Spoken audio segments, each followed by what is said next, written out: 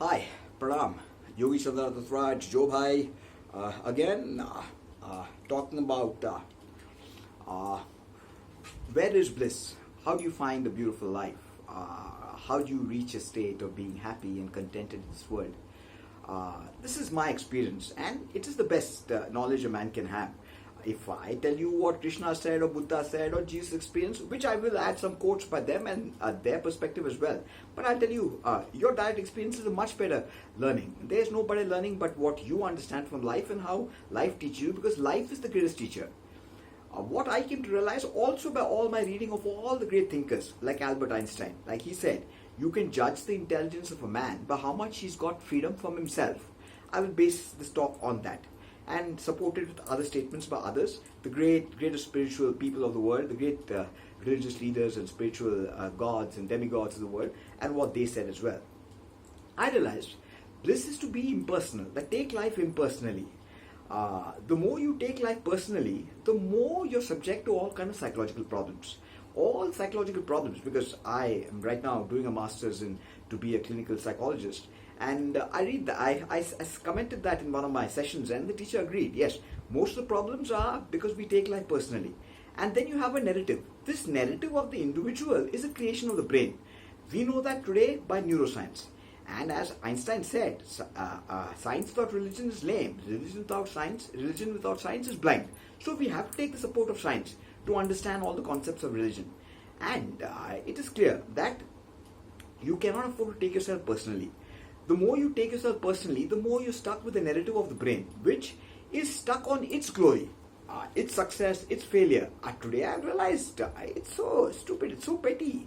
It is just a stage of this world. This world is one dimension and so many other dimensions, so many other possibilities. The man who realizes not only thinking about going to heaven, he realizes even that may not be the end. The end is finally, as Hindu philosophy says, mukti, detachment from all existence. And existence is not just in this universe. This is just one dimension that we experience. We know through science, we are only seeing 0.035% of the electromagnetic field around.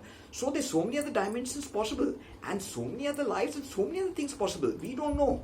The journey can go beyond. We really don't know some things about what happens at death. A lot of people tell you a lot of things, but as Bertrand Russell says, I don't like to believe any of my beliefs because I may be wrong. I like Bertrand on that, because even I take my stance on that and take everything with a pinch of salt. What the only thing we know is this present moment. And we can reason with some things that people have said and what we have realized and carry on with life, take one step at a time. As Zen says, don't live your entire life in one day. So take one day at a time. Now, people taking themselves personally, I've seen many of them who are even religious people. They go to God scared about their life, going to heaven, this, that. I don't want to be judgmental. You please do what you want. My realization, there was nothing there. The world destroyed me early. Fortunately, my parents, my father was a very senior Indian government servant, civil servant, and from the beginning, when I was a child, he called me an idiot. Whenever he used to call me, he used to call him monkey. So, when I didn't come for dinner, he'd ask my mom, "Where's that bloody idiot?" So I got used to being called an idiot, and it was good for me when I took the spiritual journey to take myself lightly, because I realized all the bliss was there of not taking life personally but impersonally. Jesus said, deny yourself, pick up your cross and come follow me. So deny yourself, pick up your cross, all your problems in life. Krishna said, I'm the life of all that lives. So only Krishna is living. Buddha said, Annata, no self. Again he's talking about you don't exist. Now maybe we have an individual narrative, we have that self. But a person who studies all spiritual books realize that's the lowest realization. We do have an individual personality, we are all unique, no doubt. But in a larger perspective, we are all one. We should not take the unique thing to be important, but the thing that we are all one to be important, and take yourself impersonally in that game, in the leela of life. When your time comes, when God's time, I believe it's all God's play. When your time comes, nobody can stop it. It's God's time. He will take you wherever, and nobody can stop that time. And when it is not your time, nobody can help you. You can go meet Ambani, Narendra Modi, Rahul Gandhi, anybody. Nobody can help you. It is just not your time. I believe everything is predestined. It happens in the Lord's clock. That's what I've come to realize. You please believe what you do. Don't at all believe what I'm saying. I'm sharing my realization. And why am I making these videos? I don't know. I think because I've been reading for 25, 30 years, reflecting, and come to a beautiful state of bliss. I realize because I see people and they're not so happy. They're all confused and all that. I'm sharing all this gyan if it helps somebody to understand. The personal narrative is always running. We are always stuck in that personal narrative about it being successful, about all that, and people telling you who are you. As Carl Jung said, people will ask you who you are. If you don't know, they will tell you. So you have to know who you are. That is foundation of Hindu and Greek philosophy.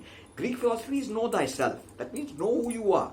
And Hindu philosophy is an inquiry on the self. Everything. The philosophical inquiry in Hindu is the Upanishads. Then there are mythology and Puranas, and there are a lot of things. Hinduism is not a faith of one book, unlike the Abrahamic faiths of Christianity and Islam. They're all faiths of one book. Hinduism has got thousands of books. The greatest thinker or teacher of Hinduism was a guy called Vedvyas. Everybody will say Vedvyas was the greatest intellect Hindu. But strangely, in those days, Hindu tradition was oral tradition from one generation to the next. Vedvyas never wrote a book. Today you'll find thousands of books on Vedvyas. But Vedvyas never wrote a book. So it's all oral tradition. Now we've had to move with the times. This is the new generation. This videos and YouTube and all these kind of things. So I'm moving the times and putting these down. I'm not bothered if it gets success or failure. It is not the reason at all. But to share this gyan that it may help somebody who's going through a depression. Even if you're going through a depression, ask yourself, is that you that went through that problem? Who is that you? Start questioning who's that you. When you start questioning who's you, come to realize that is nothing. That is just a creation of the brain. And neuroscience tells us the brain runs with stories, and the narrative of life is one story of the brain. And Zen says, if there's somebody there to be hurt, he will be hurt. So it's all pointing towards you don't exist. There's a larger thing that exists. Yes, we exist as unique beings, but that has to be surrendered to the larger being that is only existing. We come and go in this form. That is the gross reality. Then there's a subtle reality, which is thoughts, emotions, and feeling. And then there's an astral and causal reality. What is the reason for this? When you get into causal reality, you see this just as one dimension. There's so many other possible. You realize, oh, this is just a passing experience. And take it, be the witness of it from beyond space-time. Enjoy this experience in what you want to do. Keep your happy frame of mind, be in peace with everybody. Don't unnecessarily go take pangas. In India, Hindu thought is very clear. Do anything, don't put your finger up the tiger's ass. Now, I will sing a small piece for my Lord. Lord, for me, has no name. You call him Allah, you call him Jesus, you call him Krishna, you call him Shiva. I'm fine with whatever. For me, the only distinction, he's a theist. He believes in God. One other person who doesn't believe in God, he's an atheist. Another guy takes existential stance. Oh, he's an existentialist. Like that. I look at all people or that. I'm very objective about how I see man. I don't get confused with all these names and all these just, oh, Allah, Allah, Allah. Oh, Ram. I'm not at all one of those guys. Yes, Ram, beautiful. Ram is beautiful. As Kabirdas said, Hindu के लिए राम प्यारा और मुसलमान के लिए रहमान दोनों लड़ ले रहे और दोनों बदनाम. Means for the Hindu, Ram is loving, and for the Muslim, Rahman. Both are fighting and both are disgraced. Anyway, this is beautiful.